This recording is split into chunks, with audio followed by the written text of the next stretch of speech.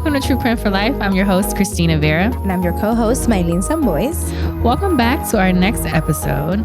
As you know, here at True Print, we're always very excited to welcome additional co-hosts, as we are very intentional about trying to find resources and guest experts. And it's never short of amazing to be able to meet more professional women who are doing big things in their industries, and having the opportunity to meet them and talk to them and get to know them over the years. And then we can bring them to you here at True Print. And so today we are excited to have our next guest, a personal friend of ours, a mentor, the board president of Femergy, Miss Crucita Flecha. So Miss Flecha, welcome to True Print. Thank you for having me here. Yes, we're excited to have you. And so Crucita, there's so many. I've known you for some years, and even just reading your bio, I'm like, damn, I felt like I knew Crucita, but I learned so much more about just your work and your impact as a lawyer. You also own your own firm, a very thriving, growing business, which I'm excited to talk more about. And as a Latina, you've really been able to take your passion for service into a space of helping the community in terms of your immigration work. You also do a lot of work around small business. So we're excited to have you and excited to learn more just about your journey. And really, like, how did you end up, did you always know you were going to be a lawyer? Or like, when did that kind of come about for you? Definitely not. Growing up, I did not know any attorneys. I didn't know any attorneys who looked like me, and I didn't know any attorneys, period. So that was never in my horizon. That was nothing, that it was not even an idea that I had in my head that I could be. Mm-hmm. You know, it was just not fathomable at that time. I think the first time that I thought about being an attorney was when I was in college, and I was in my third year, I think, of college. And I happened to join the debate team, mm-hmm. and I enjoyed it. And the professor told me, you should consider going to law school, or have you ever considered going to law school? And I'm like, no. Mm-hmm. What do you mean? And so he told me a little bit about, being a lawyer, or, to just look into it. And really, debate class has nothing to do with being an attorney. I mean, yeah, there's a component of, presenting an argument and defending your position. There's a component of that in being a lawyer, but being a lawyer, it's just so much more than that. Mm-hmm. And not everybody who is an attorney even uses those skills as a debater. Mm-hmm. But I did start looking into it. I don't think I was ready to go out in the world or graduate. Mm-hmm. So I think at that time I was like, oh, this sounds like a good idea. So I went back to my parents, who at that time, my dad did not have a high school degree. He got it as an adult. He got a GED as an adult. My mom graduated from high school and started a few courses of college, but never finished. Mm-hmm. So, for them, me going to a 4-year institution, that was even a huge deal. Mm-hmm. So when I went back and I go, oh, I think I'm going to go for 3 more years, they were like, what do you mean? Mm-hmm. Okay. But the thing about my parents that to this day, I appreciate is that they understood the value of education. And it didn't matter what that education looked like. They just understood the value of gaining knowledge. And so they always encouraged me to reach for more, education, more knowledge in whatever form that took. So after they were taken aback for a few minutes, they were so supportive. And that's how I ended up in law school. Wow. And going to law school is so much different than even college. And even college was a huge challenge for me. Mm-hmm. I grew up in a household that at home spoke Spanish, and at school was English. So for individuals who go through that, sometimes it's challenging, learning 2 languages at the same time and maneuvering through the grammar. So I was never, great at English. So I had to do a lot to, to get through college. And then now, I made it through college, and then I went to law school, and it was a whole different ballgame. And I think the first year of law school was like one of the hardest things I had to go through. But once you get past that, then you can do it. Like you're like, okay, I made it through the first year of law school. We can do this. We're going to do this. And here I am. Wow. What made it so hard? The way they teach you and the way they force you to think. So in high school, in grade school and high school and even college, they teach you by showing you steps or showing you how to learn. Like for example, they'll say, "Oh, math, here are the steps. This is the steps that you do," and they teach you how to do it, and then they have you apply it. You know what I mean? Whatever it is, they'll tell you, "Go read this, and these are the questions that we need to answer." Like maybe in American history, or they talk about American history first. They'll tell you the story in school, right? Oh, this is what happened in the Civil War. And yeah, read along. And, but they're telling you what's going on. They're giving you that information. And then they test you on it. In law school, they don't tell you anything. They just give you cases. And they'll say, read this case and summarize it and tell us what the law is and how they came to that law and what the conclusion is. And what's the impact? What is the issue? What is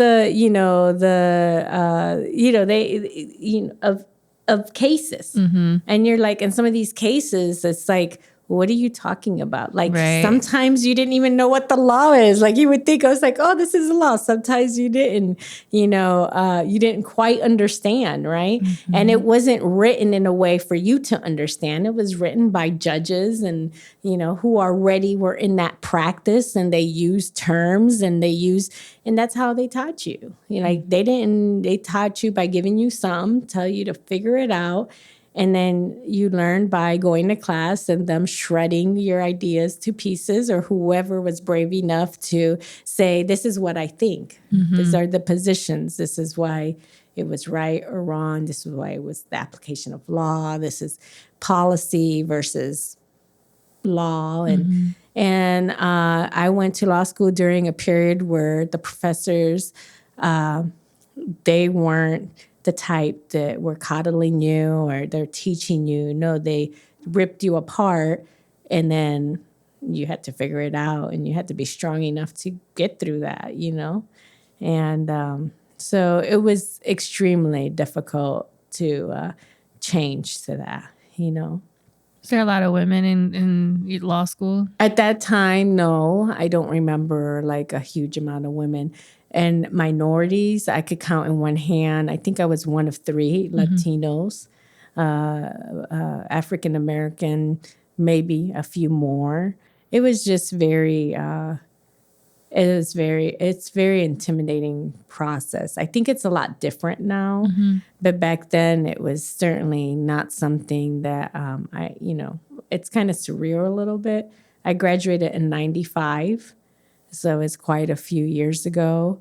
And some of that stuff, some of those professors, when I remember one professor telling a female student who was brave enough to tell her opinion about a case, him saying, well, aren't you a Alice in Wonderland? And I was like, wow. You know what I mean? Even then, it was just, you think about it now, it was like, what professor was that? That was so sexist. But back then, I mean, you know, and she was almost in tears. And I remember thinking, oh, I escaped. I escaped being called, And then for someone like me that,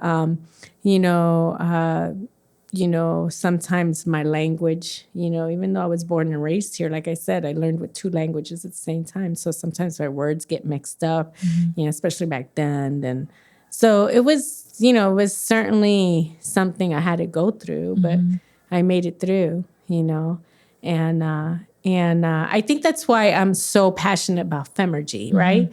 Because I didn't have, there weren't opportunities like that I knew, organizations like that encouraged young girls to even think about careers that they never touched their sphere, their world.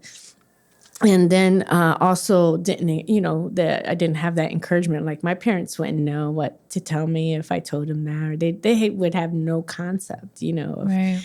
And then I remember my guidance counselor even back then saying, "Oh, you'll never make it through college."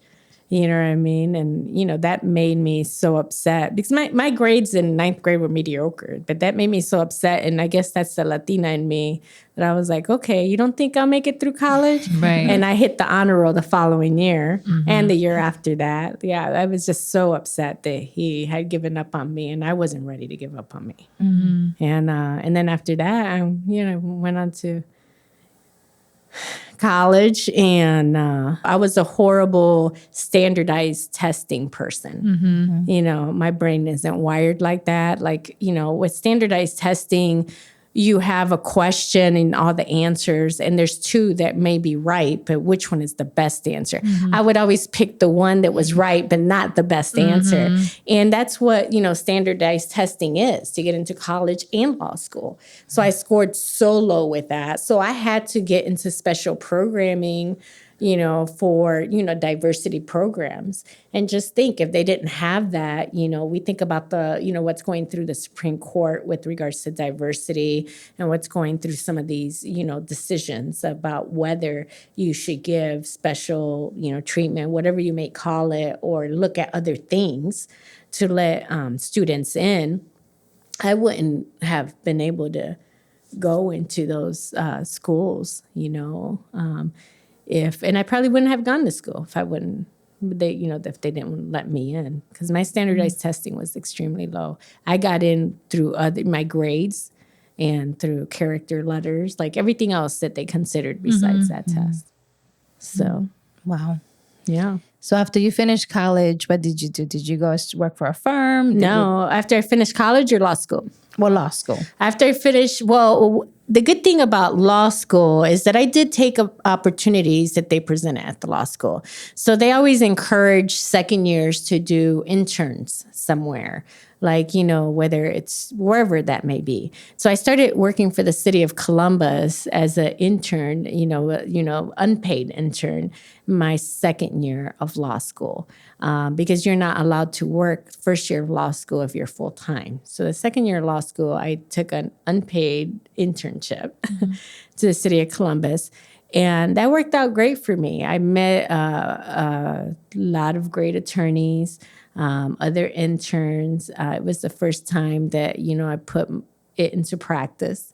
And since I think I'm more, even though I'm in private practice now, I could have easily gone into public service because I have that heart, you know what I mean? For the, but so I went and I did that for about a year and a half.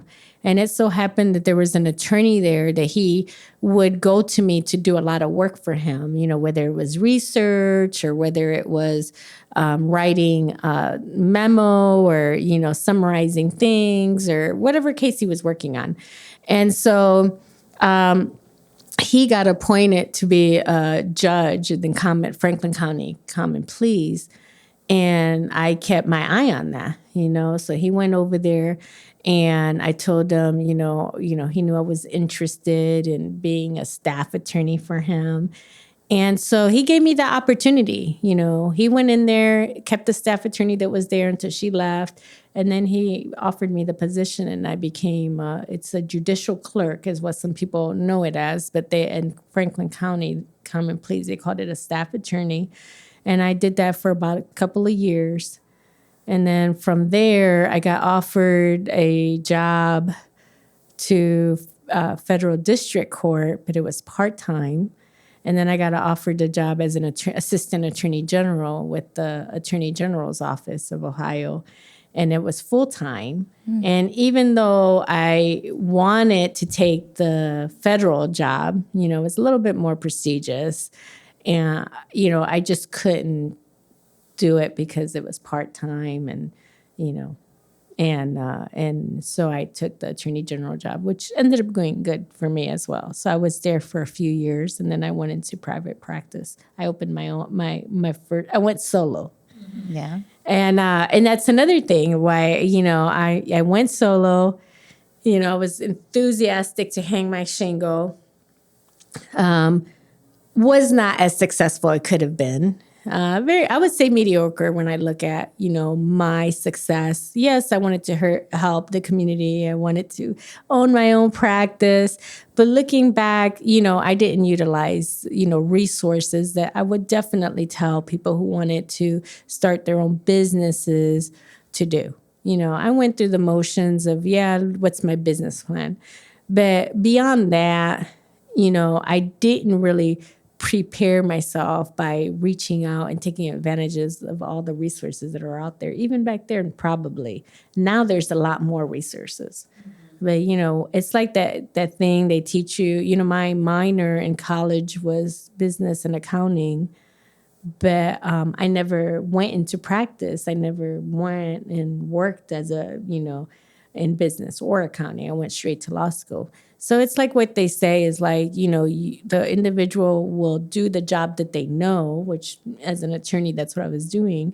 But you really do need to, look, if it's a business, you really do need to set yourself up as a business. And what does it take to grow and to expand and position yourself to limit losses, And I don't think I was ready for that at that time.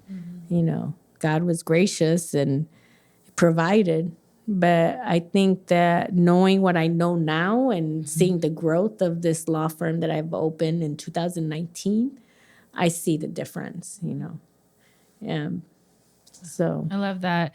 And even in your journey of, as you reflected on, starting doing independent at one period of time, and now you're independent again. Yeah. And so just all the lessons learned there. And I go back to your earlier statement about the gentleman, the professor that was connected to the debate team, who was like, listen, you should think about law school. And so oftentimes those are people that, were just placed in your journey to inspire something. So did you, what was that like for you in terms of like mentors or coaches or people that, advisors, did you have anybody that you were able to lean on during the earlier years of your like professional journey? As a lawyer, the thing in Columbus is you have to understand that back then, so you're talking about the late 90s, early 2000, the Hispanic community was starting to come together here. There were Hispanics here, but you never saw them. I mean, you probably saw them in campus, Ohio State, but you never saw them. I didn't know another Latino attorney except for the one or two that graduated from me, and half of those moved out of state. They were from out of state, And so, I tried to connect with some mentors but to offer through some programs, but I don't remember it sticking. Like, I don't remember having that connection with that mentor, that would stick with me. Like, I don't remember. I remember my mentor taking me out to lunch. We talked, and that was it. Yeah. And she was a female, and I don't remember, certainly along the way, there were some people that blessed me, but I didn't have that,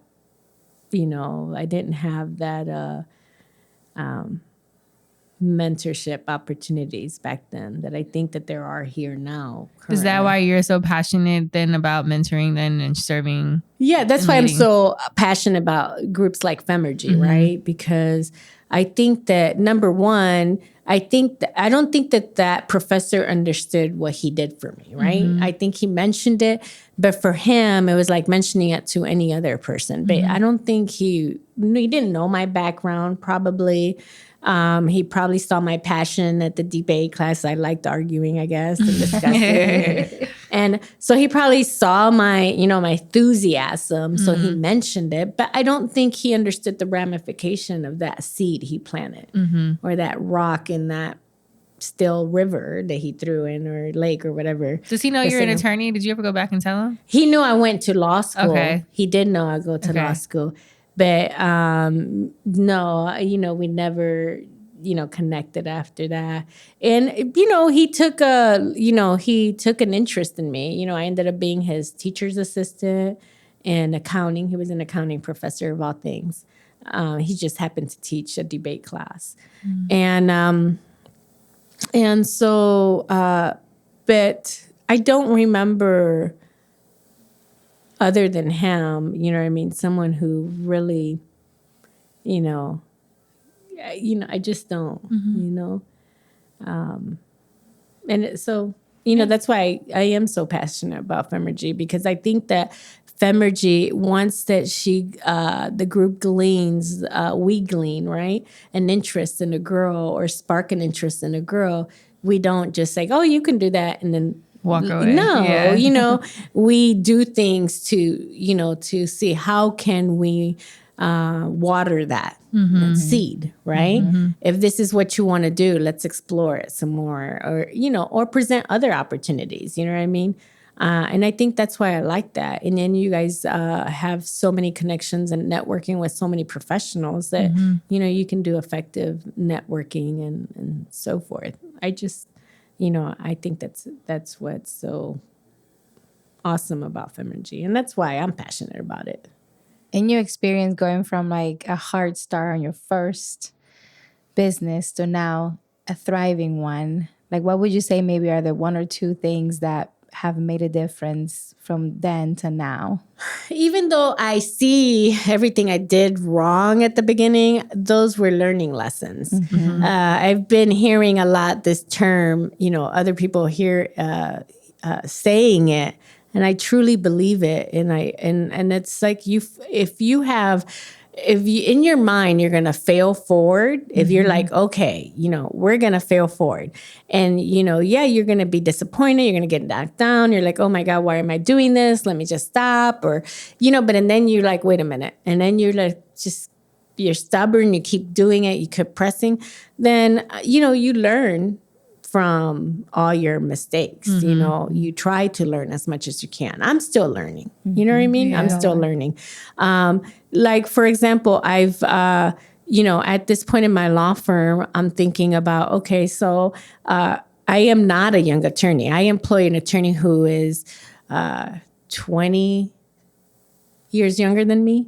And for me, that's crazy, right? But I employ an attorney who's 20 years younger than me. She's in her 30s, early 30s.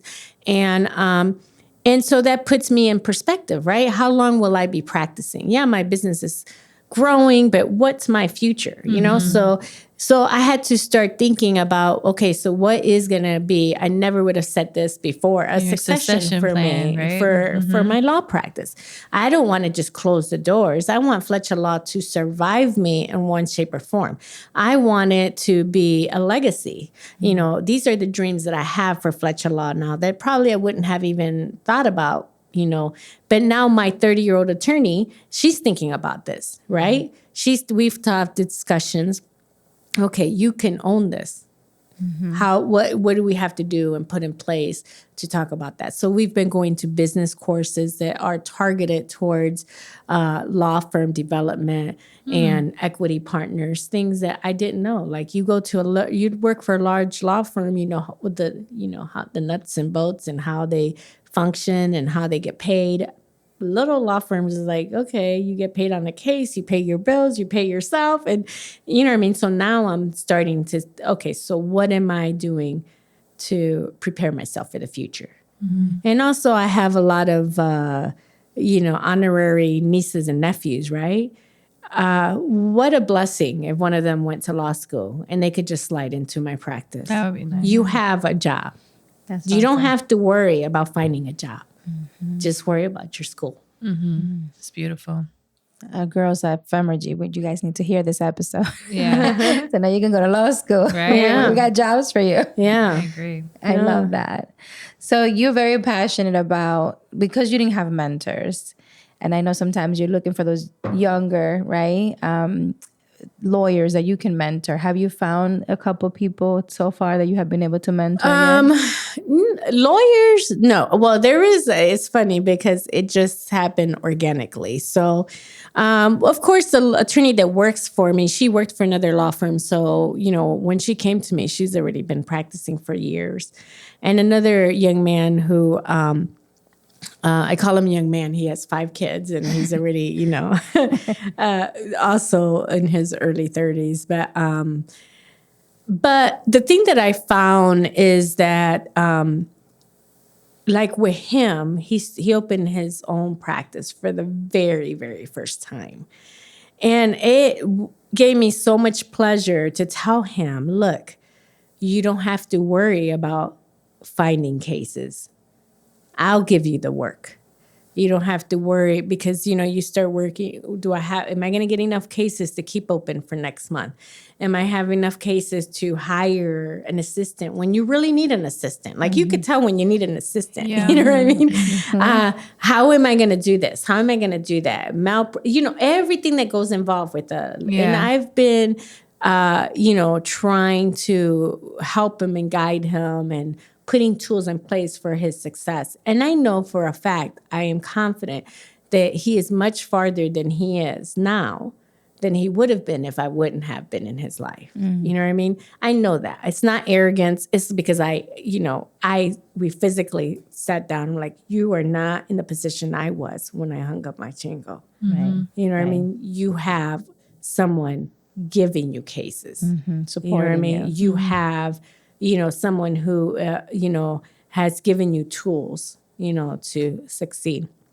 And I would like to do that for a young Latina or a young woman of colors or someone who doesn't have the advantages that, most people do, whatever path you came through, someone who's like, I would love to do that for that person.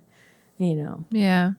And I love that you said that because it's, a lot of times people see or they fall in love with the idea of owning a company, starting their own firm, not understanding all of the components that go into your own business. Because oftentimes people don't understand that just because you're really good at something, that doesn't always mean that you need to just start a business. Not saying you can't, but understanding that until you can create leverage for yourself, you are going to be all things to that company. And that's a lot. Yeah. And even to this day, I think the components of financial planning, budgeting, really putting perspective in place, for growth. Yeah. For, even that, I'm learning and I'm, trying to,